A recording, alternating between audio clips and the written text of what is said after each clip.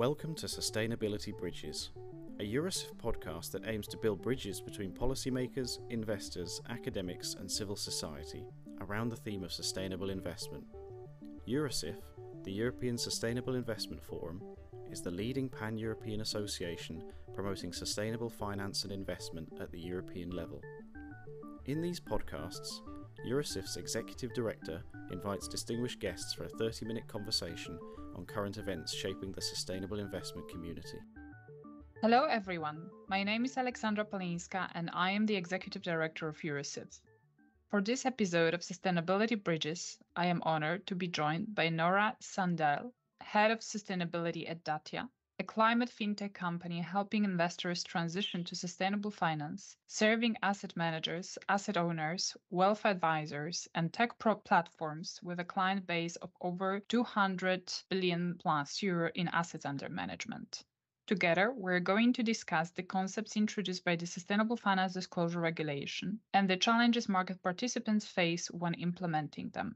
We will also discuss the technical clarifications to SFDR that are expected to be published by ESMA in the coming months, as well as the future review of the framework by the European Commission. Finally, we'll touch upon the opportunities regarding the implementation of the EU taxonomy regulation and overall regarding disclosure and availability of ESG data. Dear Nora, thank you for joining us today. Thank you so much for having me.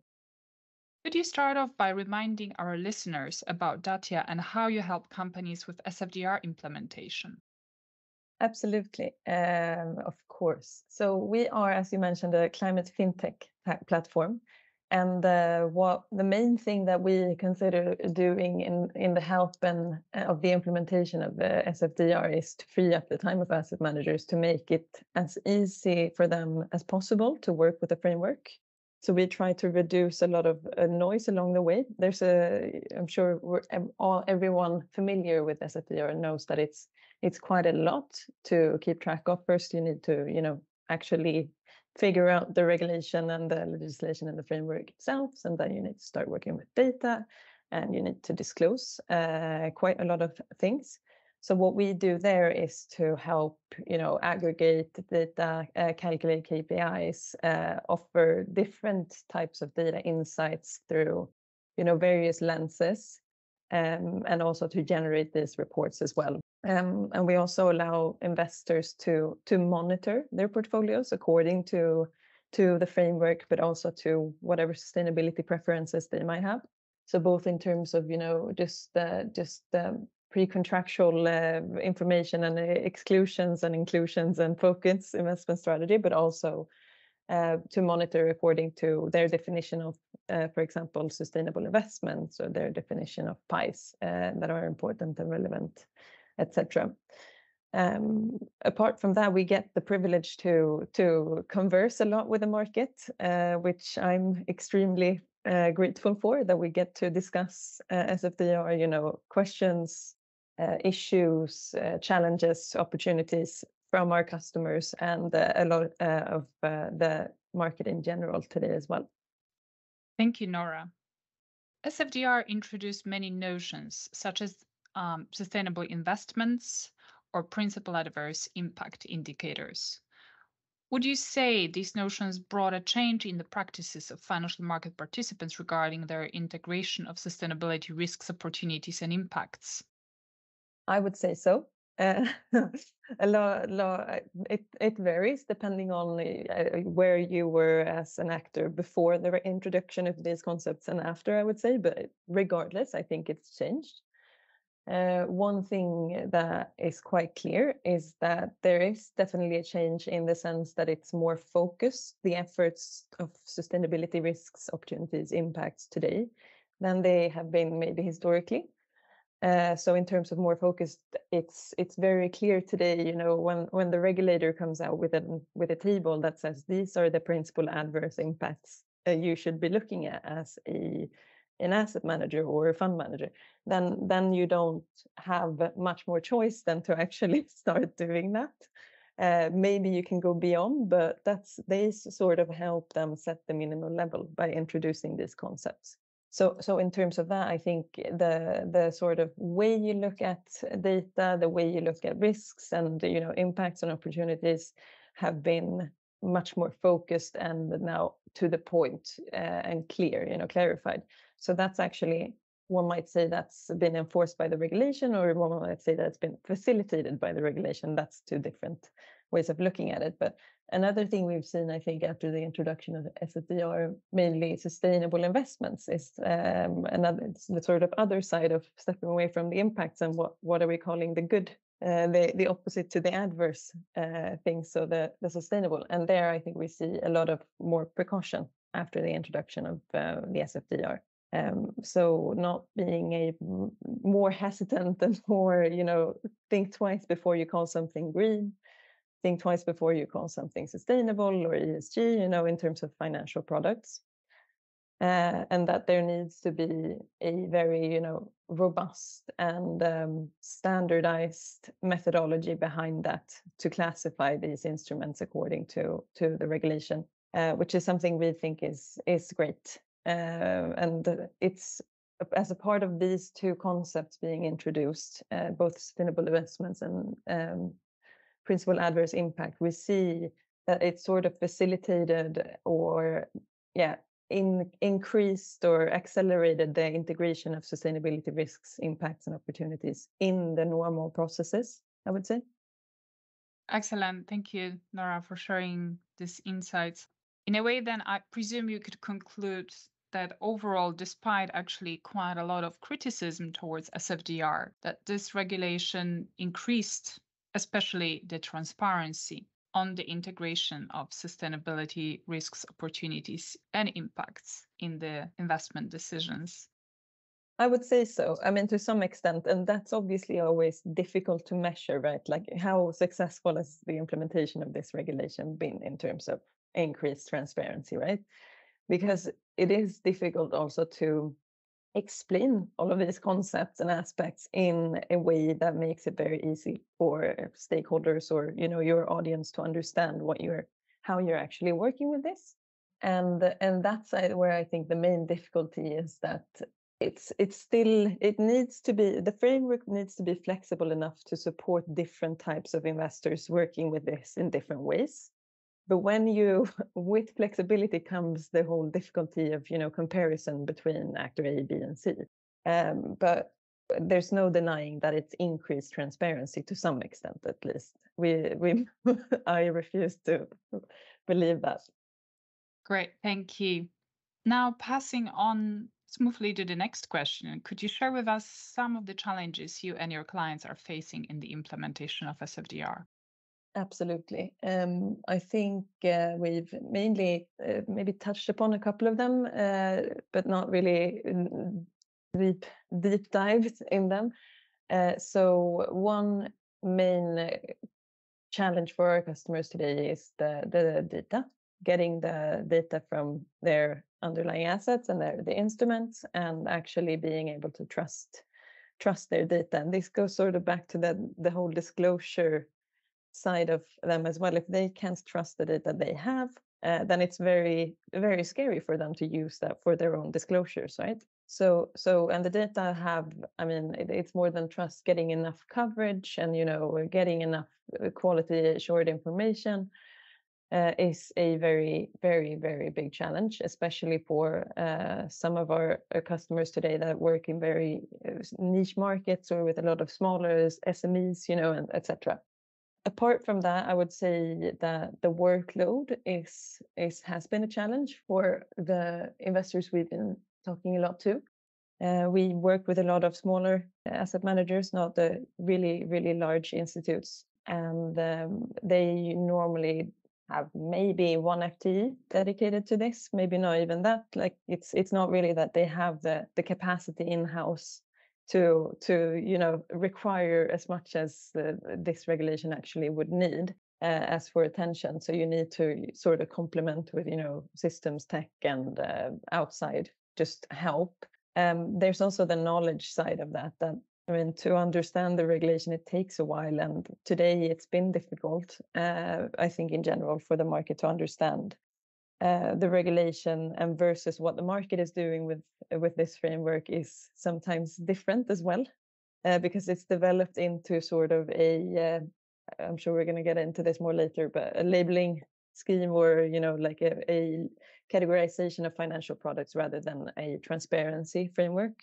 And with that, I think sometimes when the market takes the framework and does it into something else than it was intended to, there will be some mismatches between the regulator's original thoughts, and sort of how the framework is written, and then how the market is actually doing it in practice. So that's one big thing as well. And I think the main question we get from or hear, and it doesn't really matter if they're asking us about data coverage on principal adverse impacts or how to define sustainable investments, but what is good enough? There's a lot to wish for in terms of guidance of this regulation, I think. Thank you, Nora. You touched upon now, I would say, some of the changes that should be considered in the context of the future holistic review of SFDR, which in a way is already starting. So the European Commission is currently conducting a public consultation on the future review of SFDR, even though we know that a regulatory legislative proposal won't be launched before 2025. Of course, a lot of work on this is already starting to happen. What would you like to see coming out of the European Commission review in the future? That's a great question and a difficult one as well, I think. It's because to my view, this is obviously something we've heard a lot, and we've seen that the market sort of is their review is really, I think they're aware that the market is using it to some extent in the ways they're starting to ask the questions now, and looking at sort of restructuring the framework a little bit. And letting the market lead the way is great. And usually if they implement something like this, I would say like a labeling or an easy way to sort of cluster financial products, that's probably because they need that. I would say it hasn't come from nowhere. And now we've seen a similar regulation implemented in the UK, and there's also things coming from the SEC in the US. And I think the Commission has glanced a little bit on the UK as well to sort of see how they're looking at implementing this. But with this, I think what is needed in the market today is clear criteria for how to look at different financial products, right? If they would decide or to propose to actually restructure the framework into being more than just a disclosing framework or a transparency regulation. I think the market is looking for clarity. There's also the side, I've heard a little bit of everything depending on who you're talking to, that some of the participants or the actors in the market today welcome this like crazy. Some are very, very, very, hey, this regulation is so new. We've barely had the chance to know, like we had the first year of PI reporting last year. It's been quite a short time, and we haven't really learned the way yet. So let's pull the brake a little bit and slow down, and let us see how we can actually benefit from this regulation as it is after, for a while before we start looking at potential changes. But in the end, I think from just if you take a step back and think about it, a review of the regulation is always probably useful, I would say.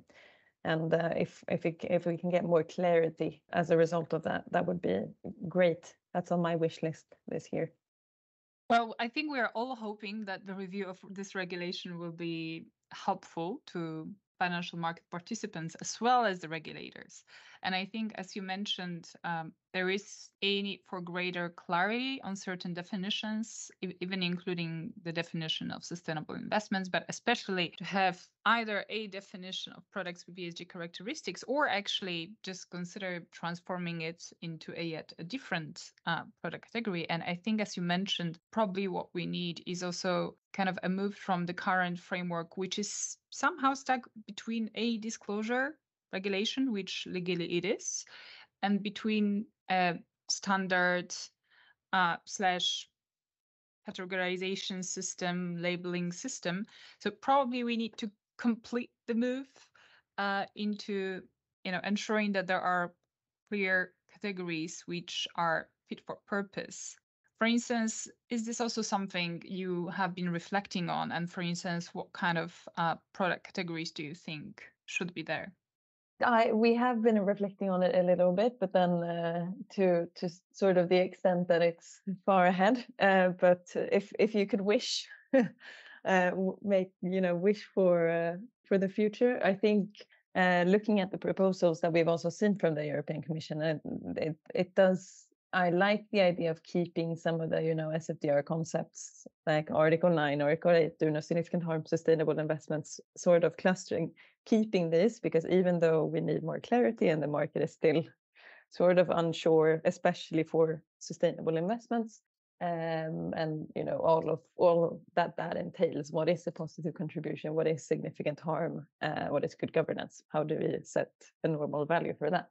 But I still think that they've from what we've seen, they've done a lot of thinking, and actually invested time and resources, and they've dedicated themselves to this. At least the ones who are working with it, maybe managing an Article 8 or Article 9 products.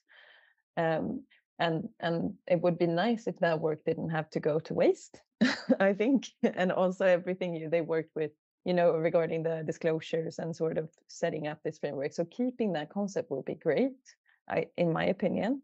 Then I think the sort of idea of, or the concept of having a transition themed category is obviously like it's something that is very relevant today, and it will continue probably be even more relevant in the future. So that's with a limited time spent on thinking of this, but that's probably what I would prefer. Great, thank you, Nora.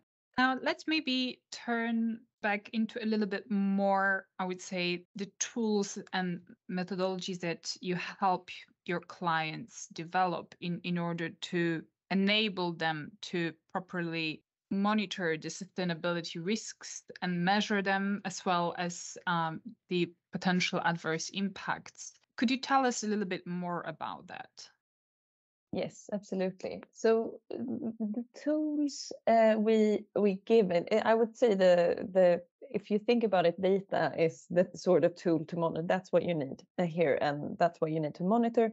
And then you need to be able to aggregate and present this in a way that's easy to comprehend, because we all know that financial products, you're looking at exposures, you have there's a lot of complexity, a lot of data points, and they're also they grow with the number of instruments that you have in your portfolio. So one thing that we allow to do is to select a number of criteria, for example.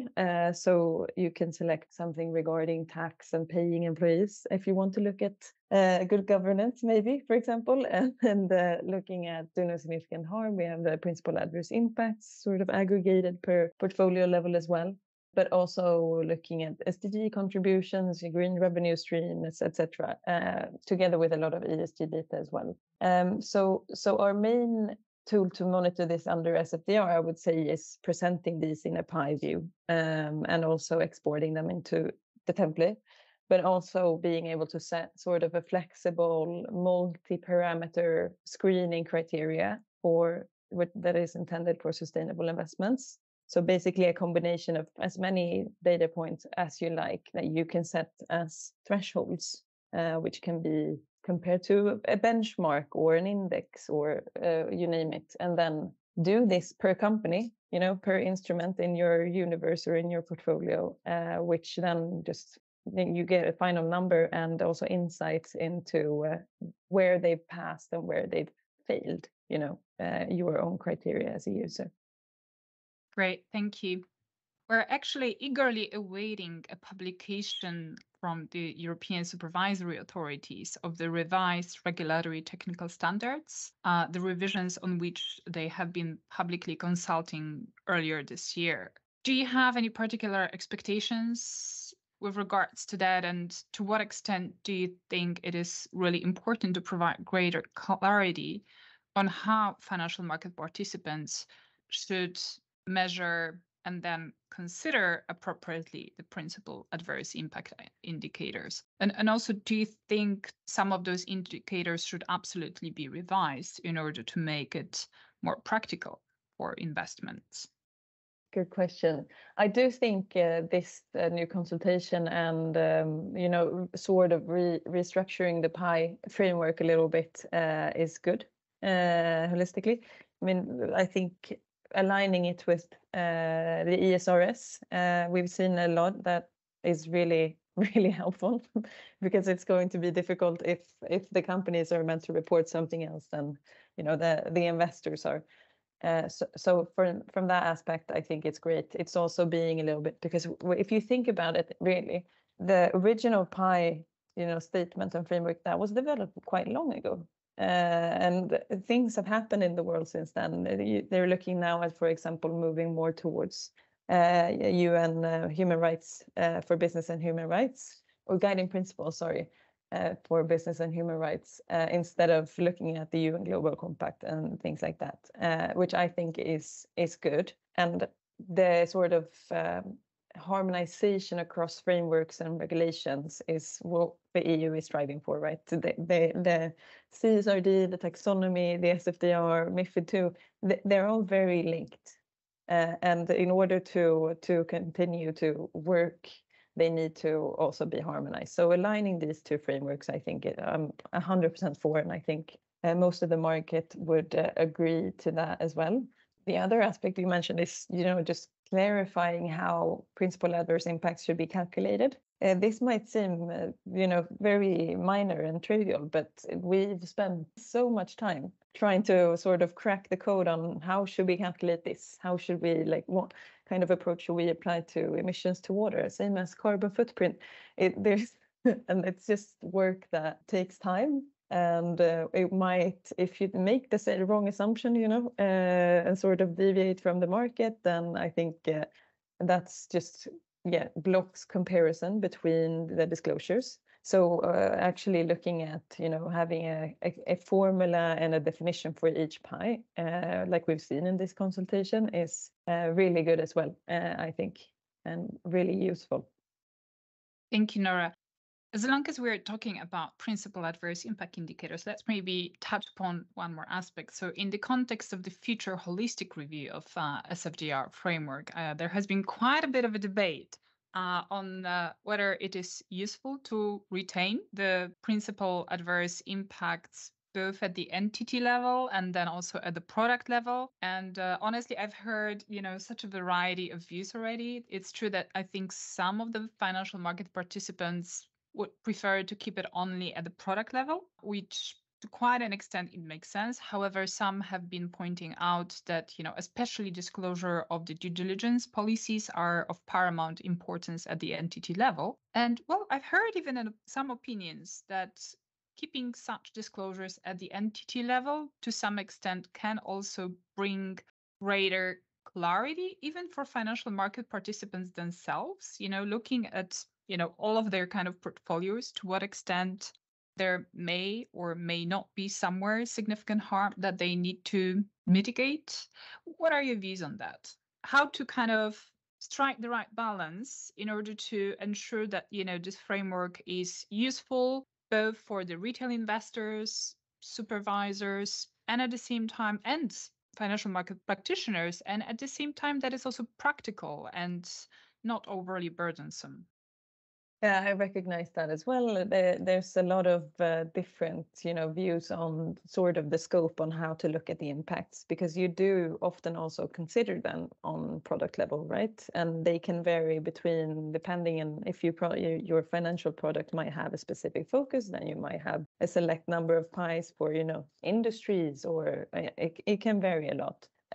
But I like there's one thing you mentioned on, for example, do no significant harm and due diligence policies, that sort of is on an organizational level. If you have a policy for this, it should probably entail all your investments and not just your Article 8 or 9.1 or things like that. And I think in the end, it's everything needs to it's not just the top performing funds or financial products that need to decrease their principal adverse impacts, because it's all negative things in that table.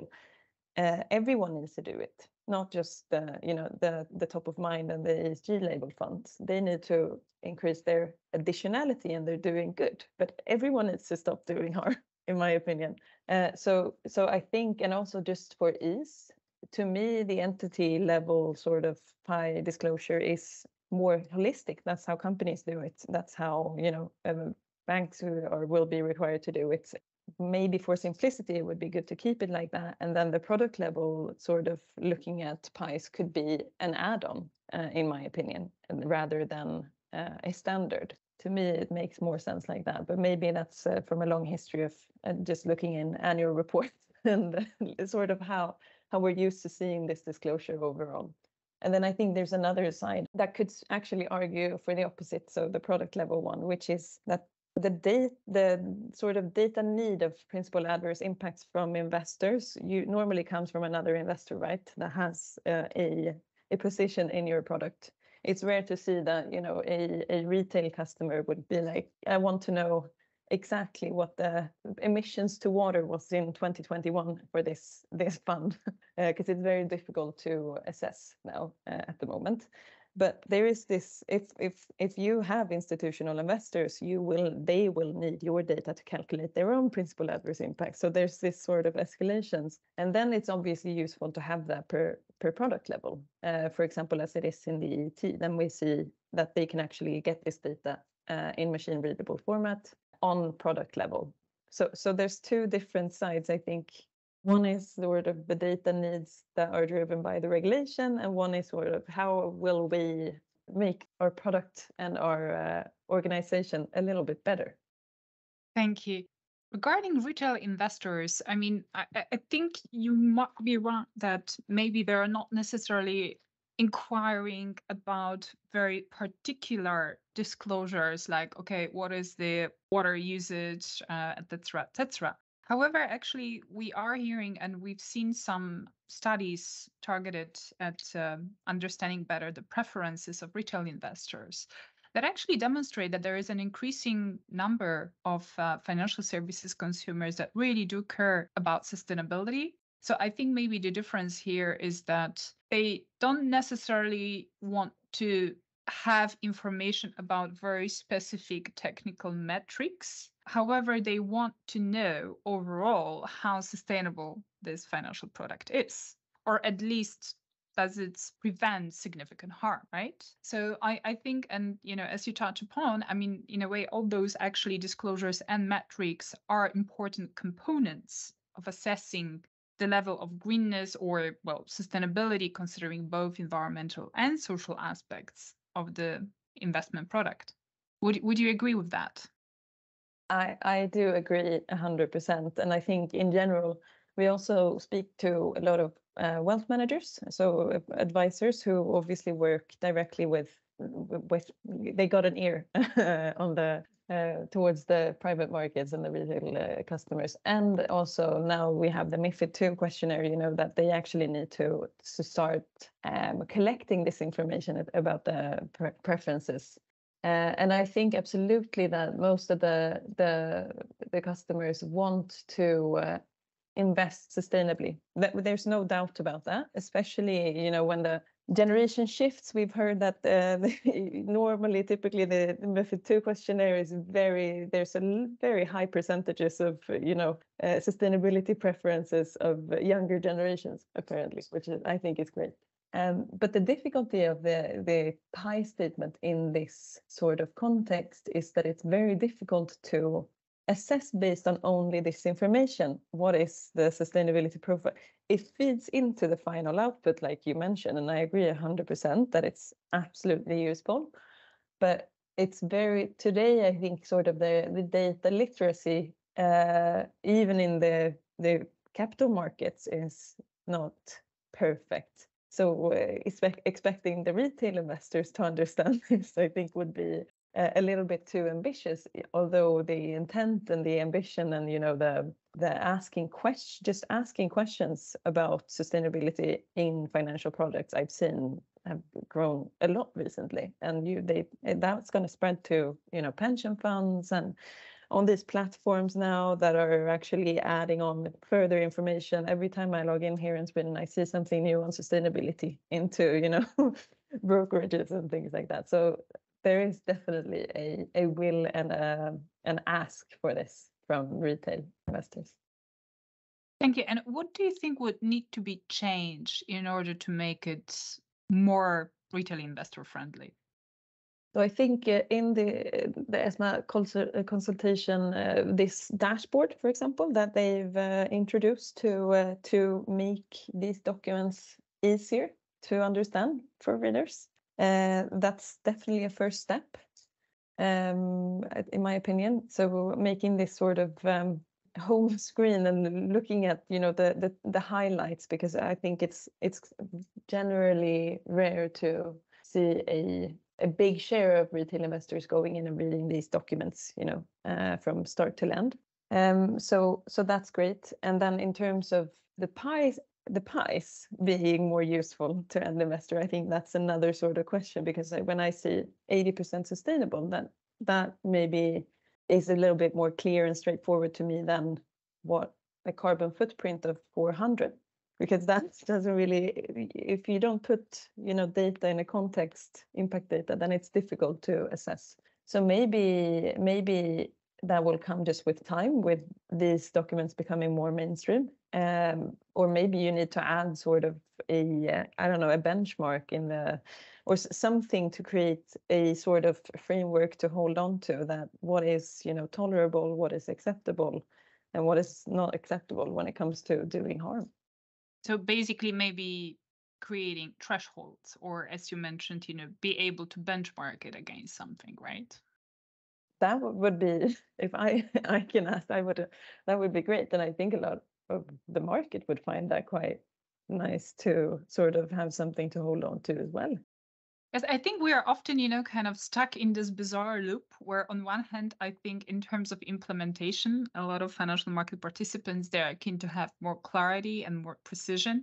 On the other hand, I think sometimes people are asking, for more flexibility, especially when the regulation is created, and then it creates some sort of bizarre clash. And in a way, sometimes I fear for the EU policymakers and regulators, because no matter how hard they try to make everybody happy, at the end of the day, there will be always someone complaining, right? But anyway, okay, let's hope for the best, for the upcoming RTS as well as for the future holistic review. Now, if we are already speaking about some of the technical details, I'd like to also probe your views on what the future categories that are part of SFDR, what kind of criteria could you consider for them? Because I think there has been a lot of debate, right? That if you have the investment product categories, you also need to have sufficiently robust criteria that underpins them. So what, in your view, would be the best criteria for sustainable investments, then,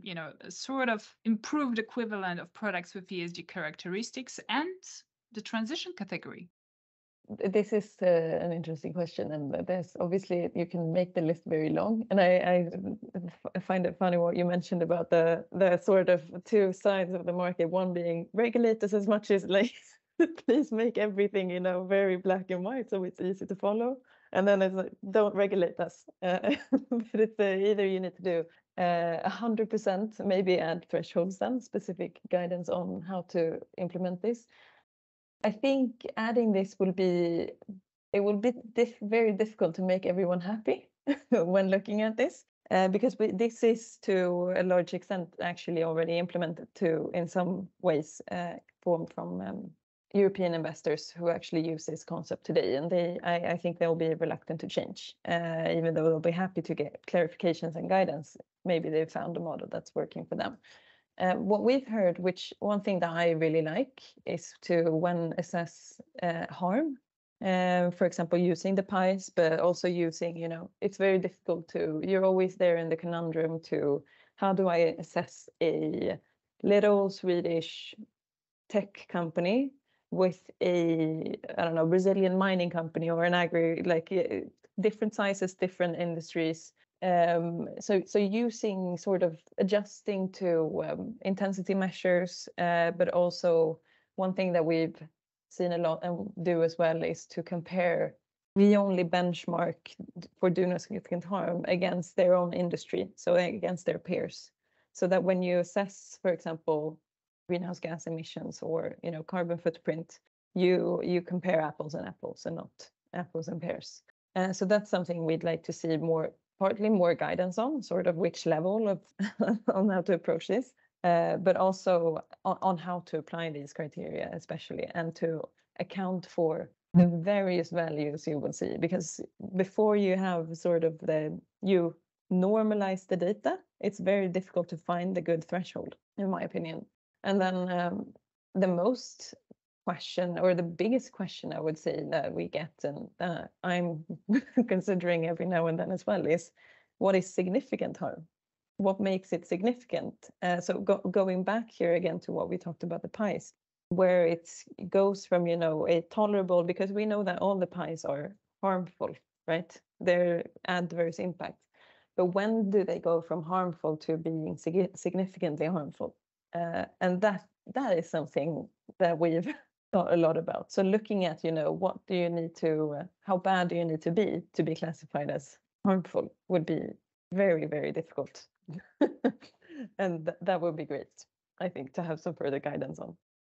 Well, I think you're touching upon indeed a very important and sensitive point at the same time. I think to some extent the existing EU taxonomy of environmentally sustainable economic activities that already has do no significant harm criteria for quite a lot of economic activities, I think to quite a degree can be also helpful in there.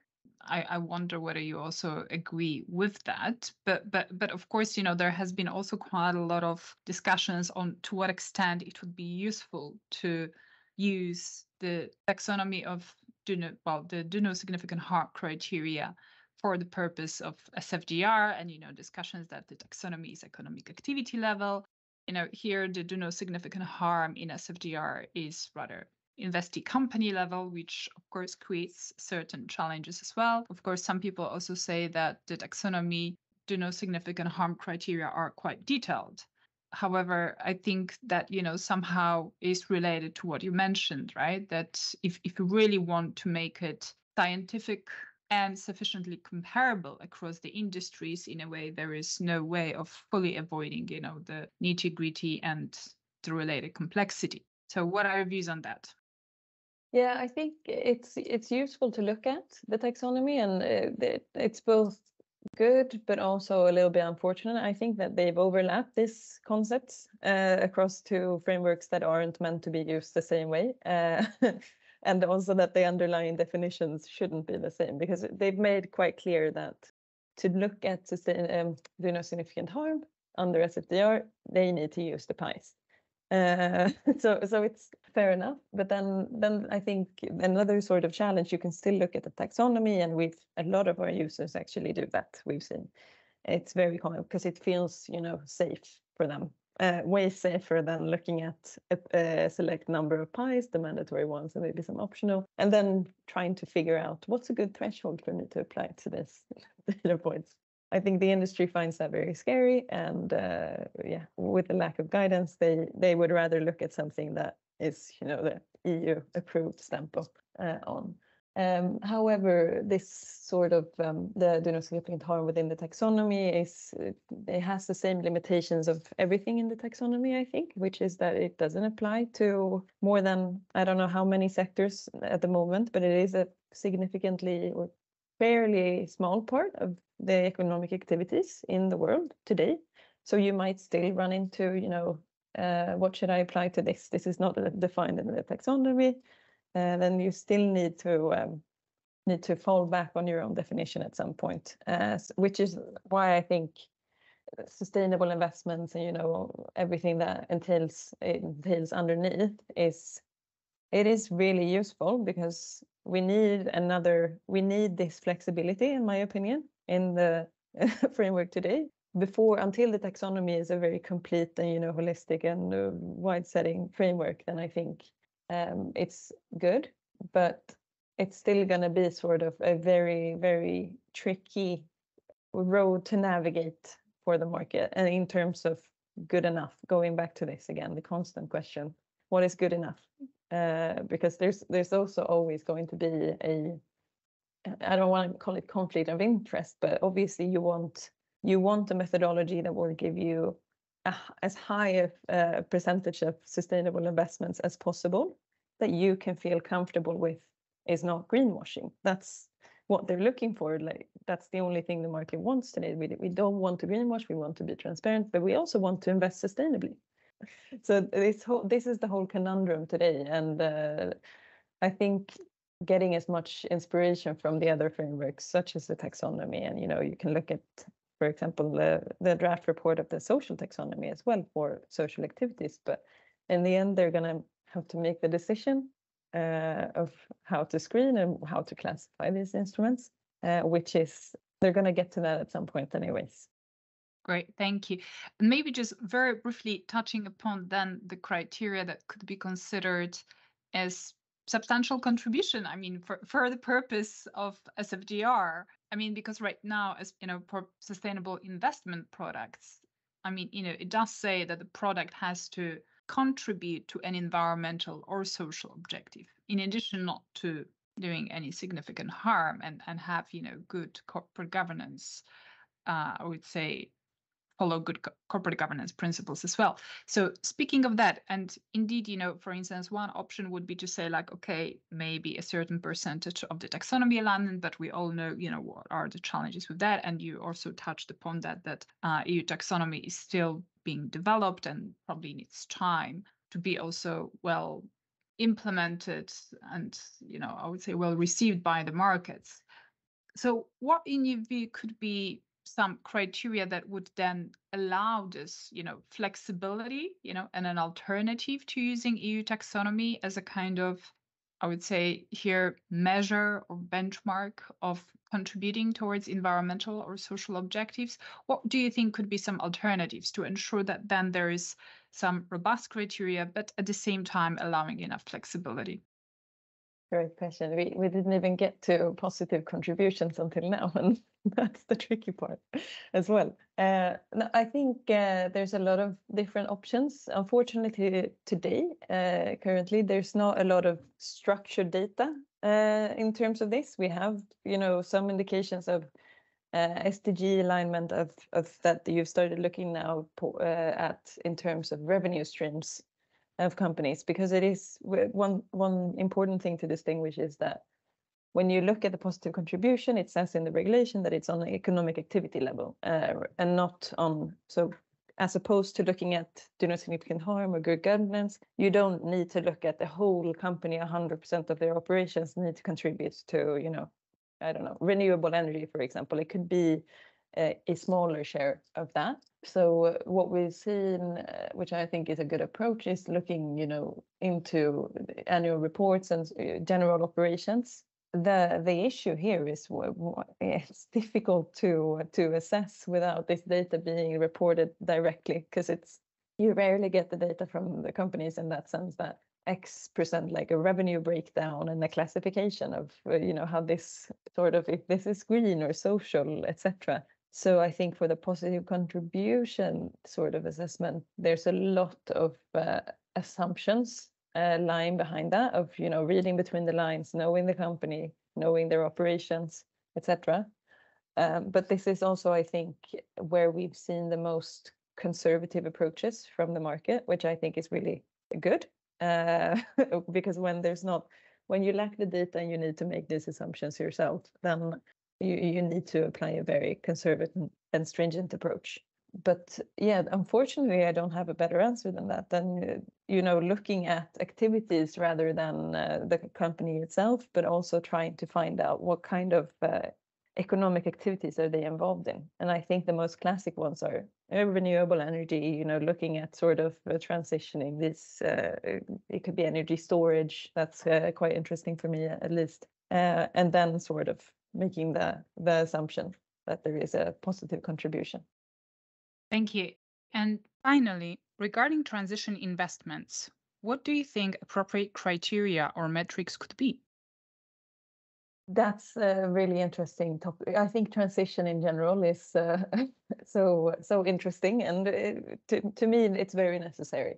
But then I think, for example, if you're looking at a scenario where you're looking at assessing, do no significant harm and the good governance on a company level, and you have a company involved in fossil fuels, they need to transition, right? So it would be great if you can find a way to make this happen. In order for that, I mean, I'm going to get to positive contribution soon, but they need to qualify for the do no significant harm and the good governance, which might be the tricky part when you look at this sort of, I don't know, case or scenario.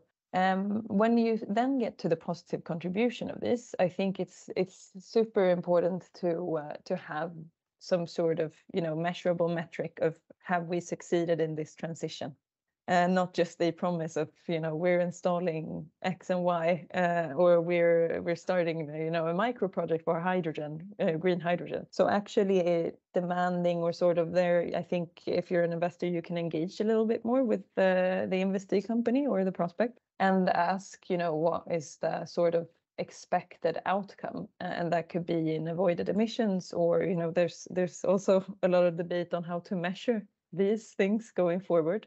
But looking at it on a very deeper level, I think, to make sure that it's robust and serious, and I would say that the most important thing to remember is also that it's scalable, and not just a very single sort of isolated offhand project, but that is a part of their whole transition as a company, I would say, because that's what we need, not isolated side projects. We need to work for a general transition. Thank you. And do you think in this context it's worthwhile to distinguish between the company impact and the investor impact? The company impact meaning basically just trying to focus on how the company is transitioning towards sustainability. Kind of considering that here, I would say the contribution of the investor is basically to provide capital. Although, of course, we could then debate, a kind of a fresh capital versus, providing, I would say, buying shares on secondary markets. And the investor impact meaning, how it is the investor that is actually actively contributing, right? Providing the additionality either through the fresh capital or, for instance, through stewardship and engagement, etc., etc. I think we need to distinguish between both of them, and in general, I think that in the end, it's the company that needs to do the transition, right? They need to put in the work. They need investors in order to do this as well. So let's give them some praise as well. And I think from what we've heard, I mean, there's a great will for investors to allocate the capital and sort of help this going forward. But until just recently, there's been a shortage of eligible projects or eligible sort of ways or companies or projects or whatever it might be to put this capital in. But in the end, I think it should be a combined sort of effort where the investors need to have this information. They need to have this knowledge and sort of insight to be able to facilitate the transition. But it's the companies that's going to have to do the legwork. Great. Well, thank you so much, Nora, for joining us today and for this insightful conversation. Thank you.